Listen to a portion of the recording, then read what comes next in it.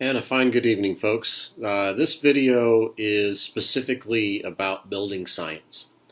And I'm doing this video because I've had a pretty good interaction with folks online about some of my comments in regards to how to actually improve the comfort and efficiency of your home, but focusing on doing it in a more cost-effective manner. So I'm going to share two brief stories. And I will try to do that in a very short period of time because I know that internet and for some people watching from their phones, this isn't always easy to use. So the first story is back in the 1980s. Lived in a farmhouse in northern Wyoming. It was built somewhere around the early 1900s. I'm not sure the exact date. I believe it was in the 1910s, but it really doesn't matter. What matters is that it was a lath and plaster house with woodlap siding, and for insulation back then they basically wadded up some newspapers and shoved in the walls, and they really didn't do it for insulation. What they did that for was to keep the plaster from coming through the lath so much and wasting quite as much. Suffice it to say, when you sat in that house in about the middle of December, January, February, when it would be 40 below outside and the winds would blow and it was just bitter cold, then that house had a draft that would basically put out a match if you held it about 6 inches off the ground. So the solutions that we did on that house were probably more accidental than necessarily the scientific approach that I'll talk about in the next house. That particular house, we drilled and filled the walls with cellulose insulation, which I will be fully upfront and say that I used to believe cellulose was the right answer. I've learned along the way that that's not necessarily the case. I'm much more of an advocate for a product like the short fiber fiberglass coming out of Indianapolis area. Jet Blow, or I forget the actual brand name, but it doesn't really matter. They use 100% recycled glass, and they actually create a product that is very, very sustainable and in the long term is much better at doing its job, in my opinion.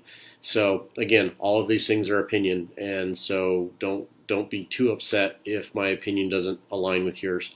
But we drilled and filled the walls from the outside.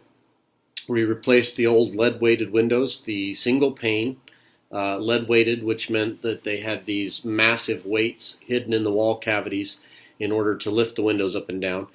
And those needed to be replaced because, frankly, half of them didn't work, and the ones that did work, the wind would just rip through there because of the cavity between the glass and the framing of the wall, not necessarily the windows themselves.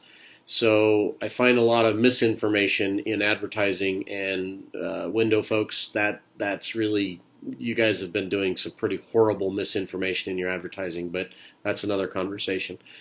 So nude windows, insulated walls, insulated attic. We didn't air seal the attic because at that time we didn't really understand what that meant. And then the fireplace, we had to pull that down and rebuild it because there were cracks in the mortar that were so open that you could actually see the fire from outside the house. So we rebuilt that. We put in a Blaze King style potbelly type stove that brought in air from outside for the fire chamber rather than using the air from inside the room, because when you heat with a fireplace, if you're using air from within the house, you're actually taking a lot of the heat out of the house in the process of that combustion. So those are the main things that we did on the ranch house. And fast forward through all of that, it took us 5 or 6 years. We also had wrapped it with foam insulation on the outside and put new siding on to cover up the holes we drilled and to keep the woodpeckers out. But fast forward through that process, and we went from cutting about 26 cords of wood a year down to using about 5 on a typical winter. So just to give you some perspective on how much that saved us energy-wise, pretty massive reductions, and also much warmer for us in the house. Now, again, think 20 years later, 30 years later, I started getting into building science in about the late 90s, early 2000s. And in that process, what we have finally come to understand And if you want some really good information on this, I would suggest that you go to srmi.biz, B-I-Z, and get a book called Residential Energy, written by a very, very humble, very amazing man, Mr. John Krieger, a very dear friend of mine, and by far one of the guys that I consider the godfathers of building science. So, not getting paid for this advertising, by the way. I really believe firmly in promoting things that work. And residential energy is kind of the Bible of building science, so to speak. Anyway, so air leakage. Air leakage is a massive issue, and not where you think it is. It's not the windows that actually leak most of the times. It's the attic connection between the house and the attic that leaks, where the wall joists and everything come together in a intersection.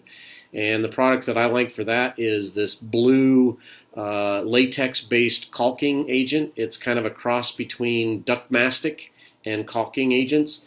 And you use a high-pressure paint sprayer. It's got to be a really super industrial kind of paint sprayer to put it on. But there's no chemical off-gassing, so you don't have to worry about all of that. You do need to worry about dust and things like that in the attics. But you move the insulation out of the way that's there.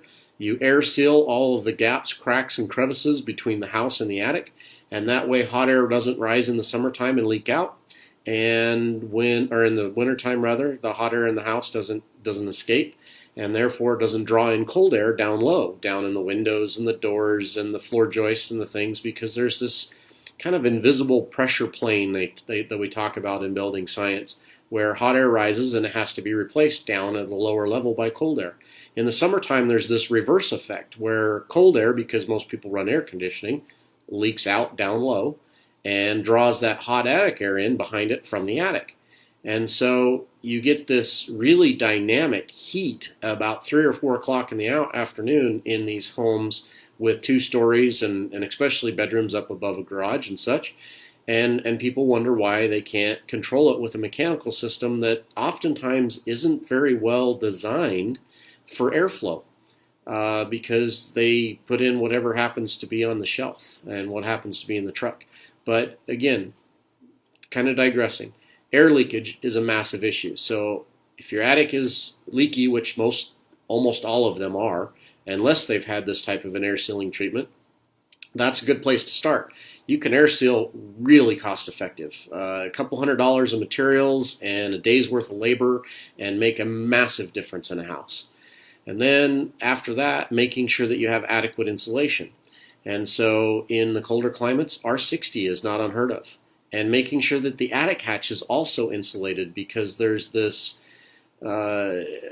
really massive effect that happens when you have a big hole in an insulation system. Think about it like a coat with a hole in it. It doesn't work very well. So your attic hatch needs to be as adequately done as the rest of the attic. Your walls, same kind of thing. You've got to make sure that there isn't a bunch of air leakage in the insulation, or the insulation doesn't work. If you've worn a fleece jacket outside in a windy day, you realize the wind rips right through it, and the insulative effect is great, but it doesn't do its job because it needs that windbreaker. So dense packing walls, really good idea. Dense packing the last 2 feet of a perimeter between first floor and second floor, between the first floor and basement. Those are really big areas, because there's a lot of wood connections that have massive holes, and that's where all these insects and bugs and stuff get into our houses as well, is right around that basement rim joist. So that's the biggest issue, is we got to stop the air movement where we don't want it, and then we've got to insulate properly. And right behind all of that, in the same exact process, you've got to make sure that we're taking stale air out of rooms that we don't want it in. So bathrooms and kitchens have a lot of moisture. And bedrooms and sleeping areas, you want a little bit of fresh air, but you want to control it, and you want to control the temperature. So you either use an HRV or an ERV if you're in a climate where you have a high humidity issue, but not too cold. And so there's all these mechanical devices that once you control the massive amounts of air, then you want to have a minute and controlled amount going into these spaces and out of these spaces, so you don't end up creating problems. And so it's kind of counterintuitive if you don't think about it from a bigger picture. But air quality becomes really important. And so in the 70s and 80s, we actually made a bunch of buildings sick. There was this concept called sick building syndrome. And we've learned from that. So we have to make sure that we take that into account when we're doing this type of work. But done right, I had a house in Lafayette, Colorado. It was 1,200 feet roughly upstairs, about the same size basement. And I ended up digging the house down, so the foundation was exposed more. So I essentially made it into a 1.5-story house. And despite all of that, when we did somewhere between $6,000 and $10,000 worth of insulating and air sealing work and put in an HRV, all said and done, our utility bill for the year was around $300. Now, I also replaced all the lighting. I didn't keep the standard bulbs. I actually went to LED in a lot of places, and I went to CFLs in other places. But I reduced the load on the house so dramatically that, frankly, we didn't need an air conditioner at all in the summertime if we managed it right. But I put an evaporative cooler on just because, I'm kind of a northern bear, and I want to be nice and cool. And then in the wintertime, we ran a very, very small boiler system that more than kept up with the house and also fed the domestic hot water sites. So we spent almost no money to heat the house, cool the house, or in putting water into the home. And these are very simple things that can be done. But again, if you don't understand the building science behind it, you're going to make mistakes and you're going to spend a lot of money on things that don't really help. So my suggestion for everyone that is in the construction industry, if you are not aware of residential energy, and you're not aware of the Building Performance Institute, and you're not aware of these organizations that are very deliberately and specifically helping to explain the simplistic nature of building science, because it's not a scary PhD kind of thing. It's literally physical science. Where does the air go? What does it take with it? What does it bring with it? What's going on that's causing all of our comfort and energy problems? And using that methodology, you can reduce your load on a typical home when it's done correctly. Now, there are a lot of folks out there that think they understand this stuff, and they haven't got it yet.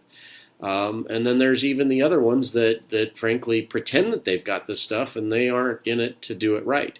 But if you rule all of that out, the buildings that I've had experience on and the folks that I know that get this stuff, they're seeing 20, 40, 50, hell, even a building in Lakewood, Colorado, we had some college students do an assessment on. The contractors did the work, and they saw an almost 90% energy reduction on their building. So big things are possible. And if we implement this kind of methodology on a massive scale, which, by the way, it's been kind of plodding along under a program called weatherization in the nonprofit world in low-income types of projects. But if we implement this on a much bigger scale and we put people back to work in jobs that can't be exported, and we use products that are made right here in the US of A, like the products out there in Indiana, we can make a major difference for the American consumers.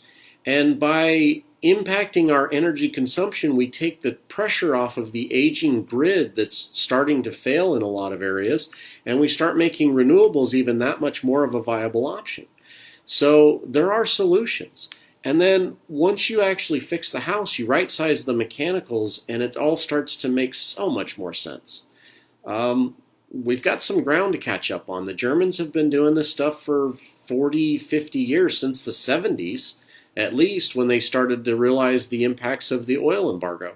So rather than trying to control the oil markets, the Germans have been investing heavily on energy efficiency and design and making sure that their buildings are retrofit, and then investing into cleaner technologies.